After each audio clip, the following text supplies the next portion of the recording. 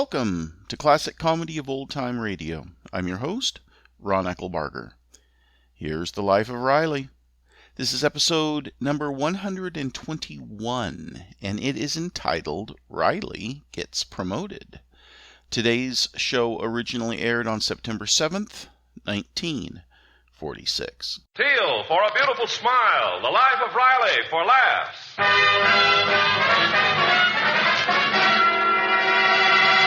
Teal, T-E-E-L, Teal, the amazing liquid dentifrice. That's it, T-E-E-L.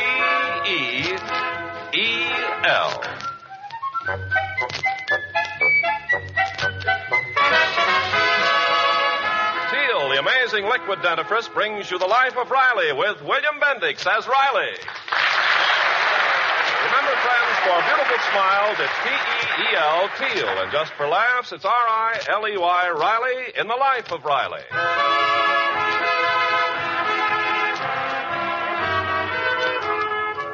Well, for the past few weeks, Mr. and Mrs. Chester A. Riley and their two teenage children, Babs and Junior, were vacationing in the East, and all was quiet on the Western Front.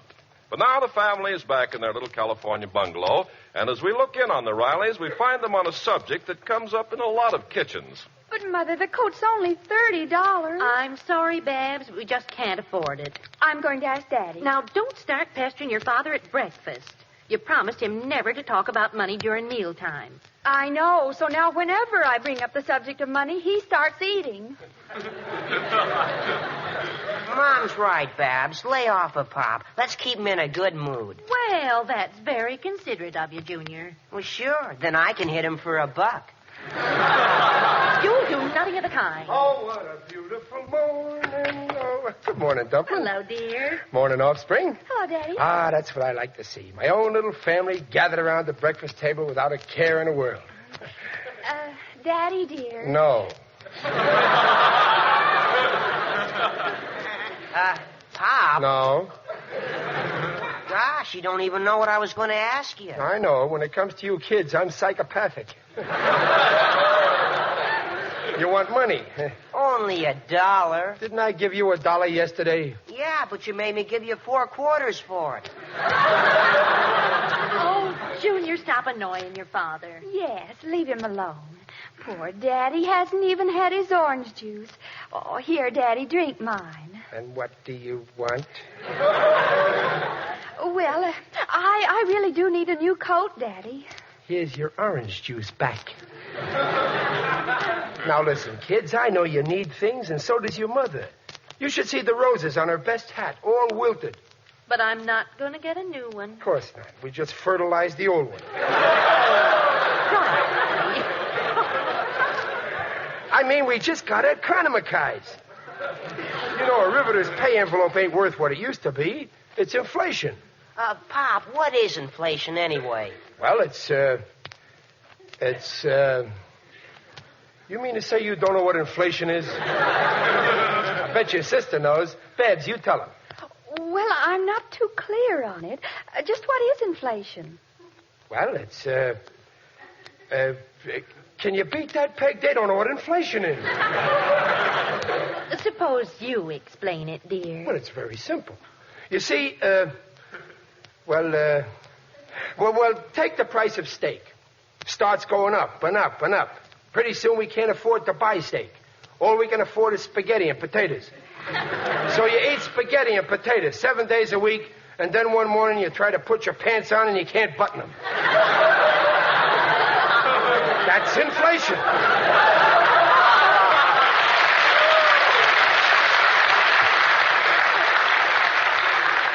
Now let me eat my breakfast in peace. Oh, Ronnie, wait, don't sit down. What's the matter? What? Oh, your overalls are full of grease again. Oh, come here. Spread this newspaper on your chair. Never mind. I'll eat standing up. But just remember, this grease feeds our family. Well, just the same, I wish you had a job where you didn't have to wear overalls. Oh, I see. You're ashamed of my job. Why, no, I'm not, dear. Well, you should be. A fine father. I can't even give you the things you need. Oh, stop that, Riley. Why, we get along all right. Oh, you're just saying that, Peg, to make me feel good. Believe me, it hurts to have to tell my family face to face that we can't make our ends meet.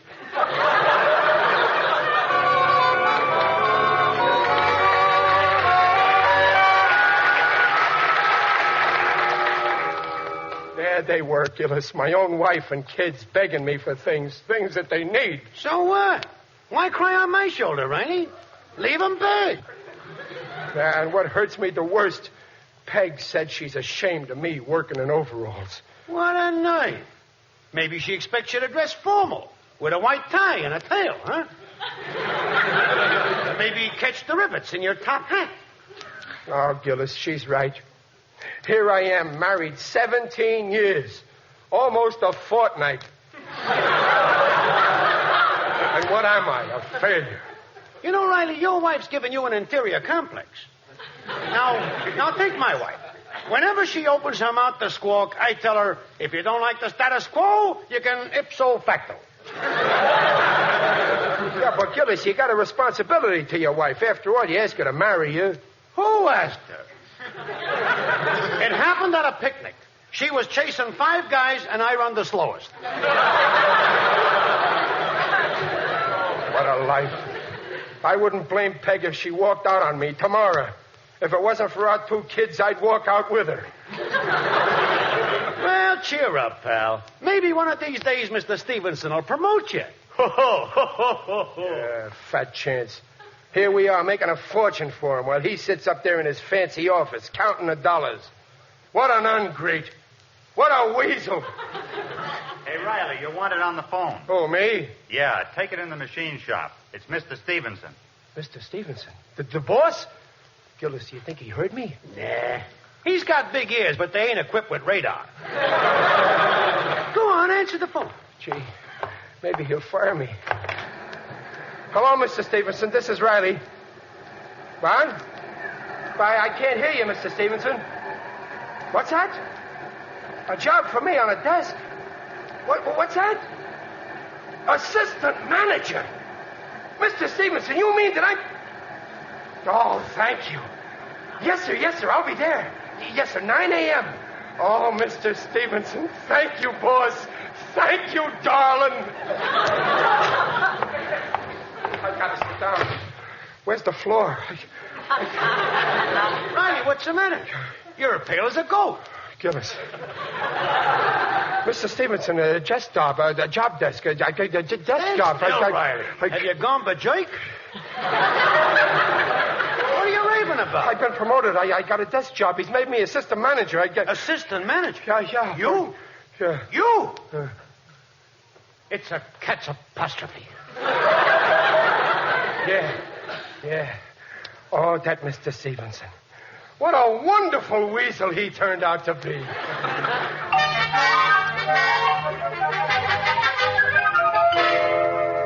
Gosh, oh boy, assistant manager. Oh, that's just wonderful, Daddy. Assistant manager. I just can't believe it. Now, Peg, don't be a doubting tomcat.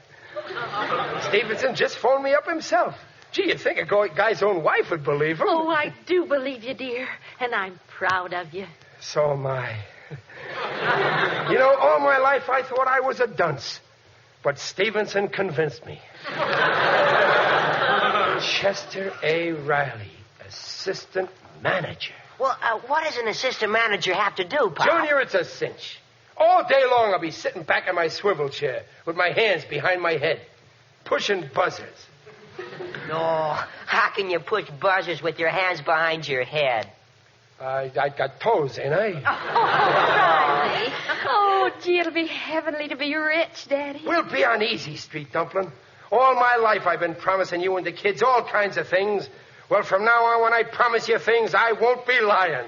Well, can we get a car? You bet. Can I drive it, Pop? Sure, and I'll buy you a chauffeur's uniform. And Dumpling, I want you to go out and buy anything you want. Open charge accounts in all the stores. With my new salary, I can afford to owe everybody. And you know, Peg, we're going to send your mother Well, Peg, what's the matter? You're crying. Oh, it's nothing. It's just that I'm so proud of you. Come here, dear. Ooh. What a kiss. Gosh, Dumpling, you kissed me just as if we weren't married.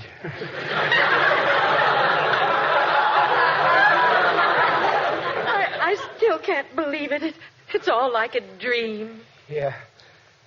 And we got my boss, Mr. Stevenson, to thank for all this.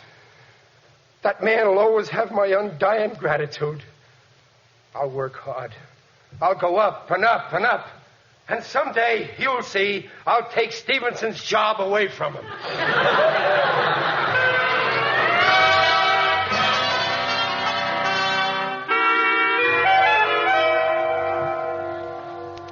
I've typed those letters, Mr. Stevenson. Thanks, Millie. I guess you can go now. Over the way, did they deliver the desk I ordered for the new assistant manager? Yes, sir. It's in the vacant office. Fine. I spoke to a man in the riveting department named Riley. He'll be here tomorrow morning. You show him into the office, put him to work polishing that desk. Wilson, my new assistant manager, gets here Friday.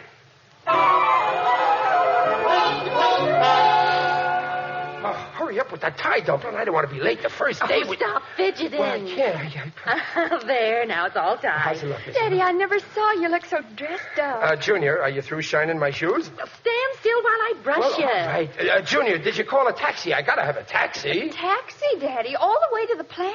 No, only to the bus. Well, goodbye, Dumpling. Goodbye, kids. Wait a minute. Where's my lunch pail? Oh, Daddy, executives don't carry lunch pails. Oh, okay, then I won't eat. Well, goodbye. Wait a minute. Let me take another look at you. Yeah? Oh, my, you look wonderful. Yeah. When I walk into the office and they see me all dolled up like this, somebody's going to get the shock of their life.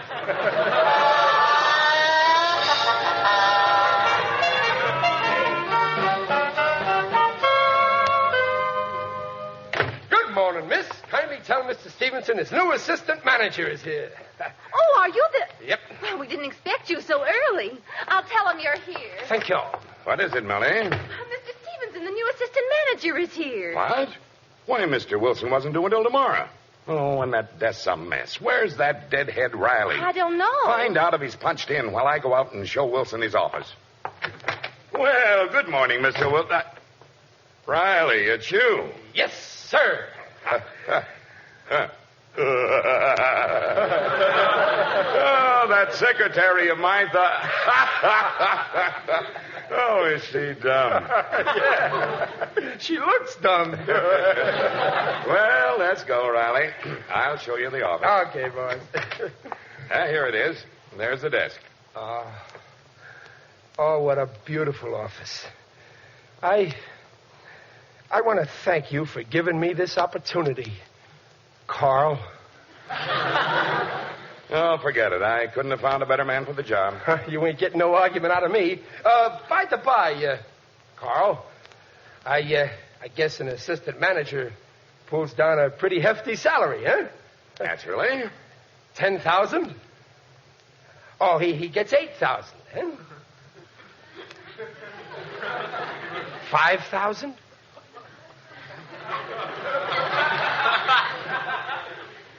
4?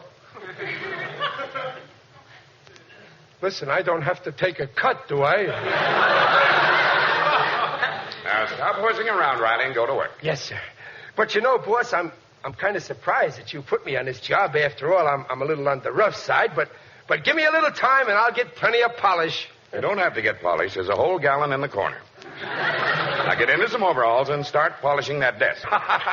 Hold on a second, Chief. You don't expect an assistant manager to polish a desk.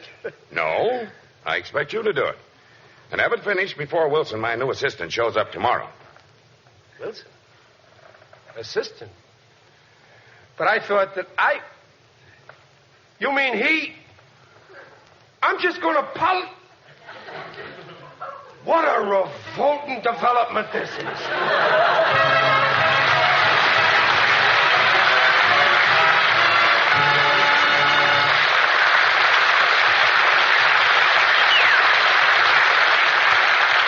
We'll bring in the second act of The Life of Riley in just a moment. Meanwhile, this is Ken Carpenter. Don't wait for that warning signal. Tender gums? Serious dental trouble is often forecast by... Tender gums. If your gums were tender, sore, when you brushed your teeth today, that's nature's warning to watch out. It's often the first sign of serious dental trouble. What's more, dental authorities say that brushing with toothpastes and powders which contain harsh abrasives only make things worse. You see, toothpastes and powders contain abrasives. That's primarily how they clean. And you can imagine what abrasives can do to gums that are already tender and sore. That's why I urge you at the first sign of tender gums to switch to Teal, the liquid dentifrice. Teal contains no abrasives, so Teal does not irritate even tender gums. Teal is good for tender gums. In fact, because Teal is a liquid, it reduces the irritating effect of the brush itself, authorities say. Teal lets you massage your gums gently. Once you've used Teal, chances are you'll continue. You like the way it makes teeth look sparkling clean, the way it helps sweeten your breath and gives your mouth a refreshed, tingling taste. So when gums hurt, see your dentist and switch to Teal. Better yet, don't wait for that warning signal. Get Teal now and follow directions on the package. Remember, that's Teal, T-E-E-L, Teal, the modern liquid dentifrice. And now back to the Life of Riley with William Bendix as Riley. Well, it was a happy Riley who left home this morning for the Stevenson Aircraft Plant under the impression that he was to take the assistant manager's desk. Then he discovered that he was to take the assistant manager's desk and polish it. And now, after 8 hours of rubbing the desk, he faces the ordeal of telling his proud family the shocking news. Oh, hello, dear. Hi, you big shot. Did you put over any big deals? Did you fire Did you anybody? take letters? Have you got a secretary? Oh, What's she like? children, give your father a chance. He must be dead tired. Remember, he's been thinking hard all day. Yeah. I can hardly lift my right arm. Your arm? Yeah, picking up the telephone all day. Well, sit down, dear, and tell us all about it. Yeah, sit down here, Pop. Here's your pipe. Thanks. Shall I put on your slippers, Daddy? Okay, but they may be a little too big for you. Now, tell us, dear. How does it feel to be a big executive? I'm glad you brought the subject up. Peg, there's something I gotta tell you. Yes, dear. Now listen carefully. You see, let me put it another way. Maybe I ought to give up being a manager and go back to being a riveter. But why? Well, there's more chance for advancement. Gosh, Pop. One day of mental work and you're having a nervous breakdown. Oh, Daddy, what are you saying? Well, I'm thinking of quitting for your sake. For our sake? Yeah, well, you know how it is when a guy gets into the big door and becomes a big shot. He gets to be a snub and he becomes repulsive. I don't want to be any more repulsive than I am right now. Oh, now, darling, you're just excited about your good luck. Come on, let's have dinner. No, not yet, Peg. I'm going out for a little walk. I want to blow out my brains with some fresh air.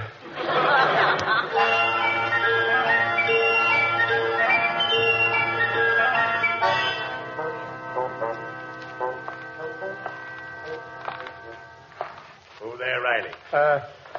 Who's that? It is I, Digby Odell, the friendly undertaker. Oh, hello, Digger. Greetings, Riley. You're looking fine. Very natural. Well, what are you doing in the park, Digger? Oh, I always come here at twilight and walk around the pond. I like to listen to the frogs croak.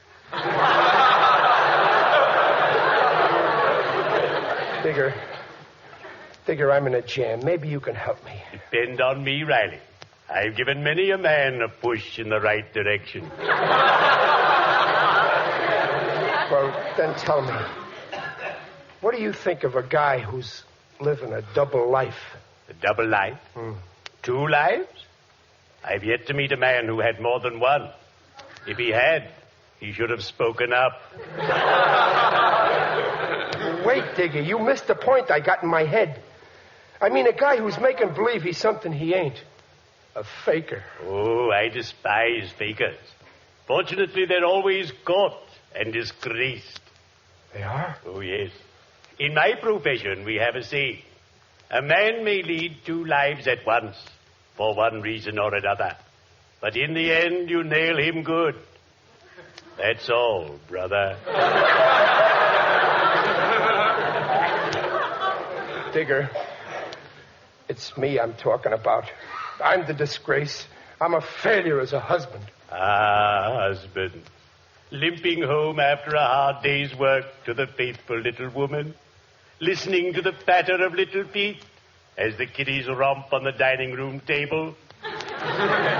In-laws dropping in for a weekend and staying long enough to get squatters' rights. I adore bachelors. They're so gay. Right now, I wish I was a bachelor.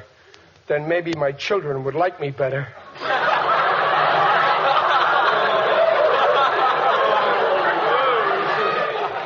You see, Digger, I told my family that I got a big promotion, but it's all a mistake. Then go and tell them the truth immediately. I'm afraid to. They'll hate me. Have it your own way, Riley. But if you find yourself in a hole, remember, I didn't put you there. Well, cheerio. I'd better be shoveling off.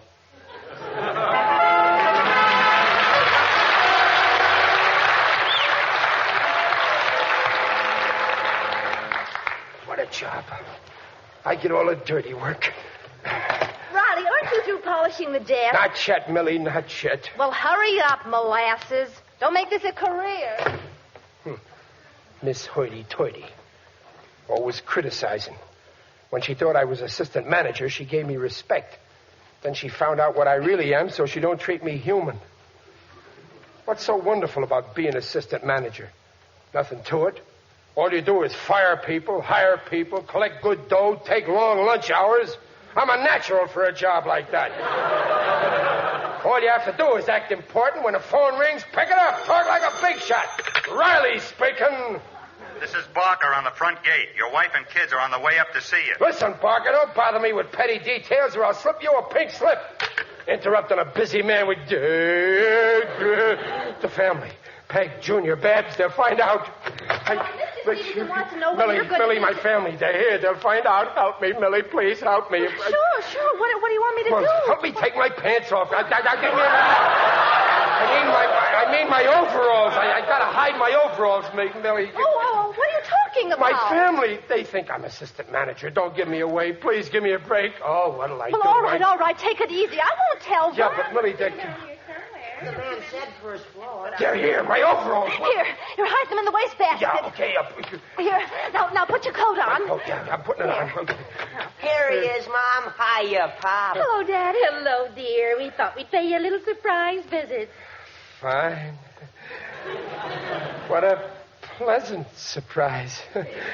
I was just working with my secretary here. That'll be all, Millie. By the way, Millie, I want to send out some circular letters. Get me some round paper. Yes, sir. Oh, Daddy, you've got a beautiful office. It is nice, ain't it? Dear, we brought you a few little gifts. Here, Pop. Look, business cards with your name printed. Chester A. Riley, assistant manager. And this is a picture of me and the children to keep on your desk. You shouldn't have done it. Believe me, you shouldn't have done it. We'll unwrap it. There. Oh, Junior, dear, put the paper in the wastebasket. Hey, look what's in your wastebasket, Pop. A pair of overalls. Why, Riley, those look... They ain't mine. They're my secretaries. I mean, they're Gillis's. That's who they are. Gillis? Yeah, I give him a break and let him polish my desk, and he leaves his dirty overalls around. Well, where are you going? I'm going to ram him down his throat. Gosh, Pop's acting funny. You know, it's funny about those overalls. I could have sworn that they were... Hey, Riley, Why, Mrs. Riley. And the kids.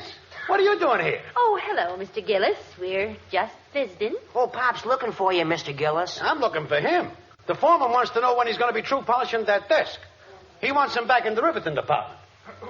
Polishing the desk? Yeah, that one. For Mr. Wilson, the new assistant manager.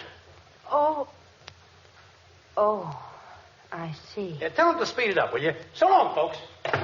Well, Gosh, Mom, I don't get it. If Pop's the assistant manager... I'm afraid he isn't. Something must have gone wrong. Oh, poor Daddy. No wonder he's been acting so strange. Now, you let me do all the talking. Shh, here he comes. Boy, did I tell that Gillis off. Friendship is friendship, but in this plant, he's got to realize that I'm the assistant manager. That's right, dear. You better go now, dear. I got an important conference with Mr. Stevenson. A big stock deal, a fiscal fiduciary matter. You see, I figured out that the common stock is too common, and so I'm Riley, gonna dear. make...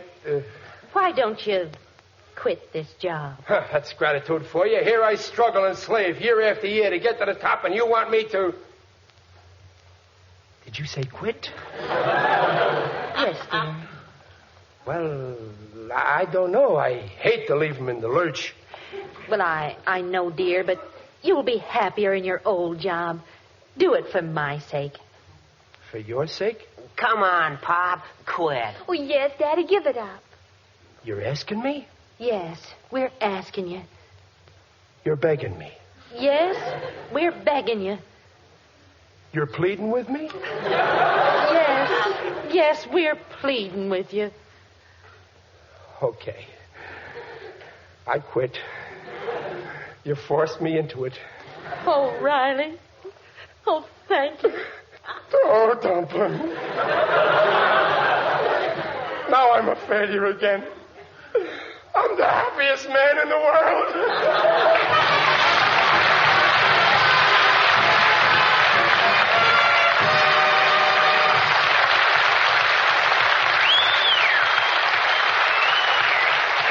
We'll be back in half a minute. Are your gums tender? Dental authorities say toothpastes and powders which contain harsh abrasives only make things worse. So clean your teeth with non-abrasive Teal, the liquid dentifrice. That's T-E-E-L, Teal. Good for gums, grand for teeth.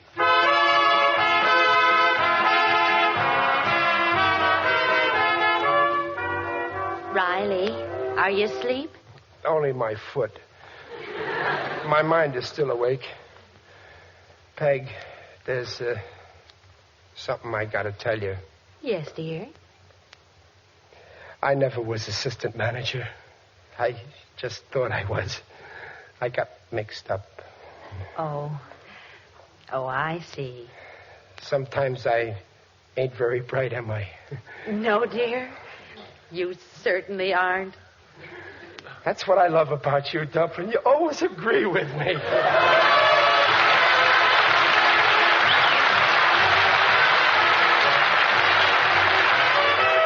Procter & Gamble, makers of Teal, the amazing liquid dentifrice, invite you to be their guests next week to hear the life of Riley with William Bendix as Riley. William Bendix is currently starring in the Universal film White Tie and Tails. The Life of Riley is produced for Teal by Irving Brecker and is directed by Don Bernard. Music by Lou Kozloff. The script by Alan Lipscott and Reuben Ship. Mrs. Riley is Paula Winslow. Digger Odell is John Brown. Babs is Sharon Douglas. Junior is Tommy Cook. Stevenson is Ken Christie. And Millie is Margaret Brayton. This is Ken Carpenter on behalf of Teal, inviting you to listen again next week. And remember, for laughs, it's R-I-L-E-Y, Riley. And for lovely smiles, it's T-E-E-L, Teal. Teal, the amazing liquid dentifrice, protects teeth beautifully.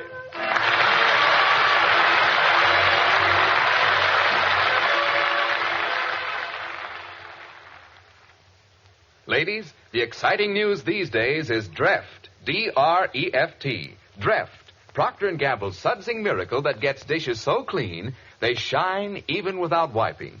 Yes, the first suds in history to wash even glasses so clean, they positively sparkle whether you wipe them or not. You see, Dreft is different from any soap or soap flakes you ever used. It can't leave any streaks on dishes the way all soaps do. Yes, and it's almost unbelievable the way Dreft cuts grease. It just seems to melt away. Another thing, in water as hard as nails, Dreft makes suds instantly. Gives 5 times more suds than any soap you ever used. Dreft is kind to my hands, too. It's just wonderful every way. That's a fact. No soap in the world, no other suds of any kind is the same as Dreft. Dreft, the amazing suds discovery that gets dishes so clean they shine even without wiping. Get D-R-E-F-T, Dreft. Listen again next week, same time, when Teal for a Beautiful Smile brings you The Life of Riley for laughs. NBC, the National Broadcasting Company. Please send your questions and comments to host@classiccomedyotr.com. Come back next Friday for another episode of The Life of Riley, and check in on Monday for the next installment of My Favorite Husband.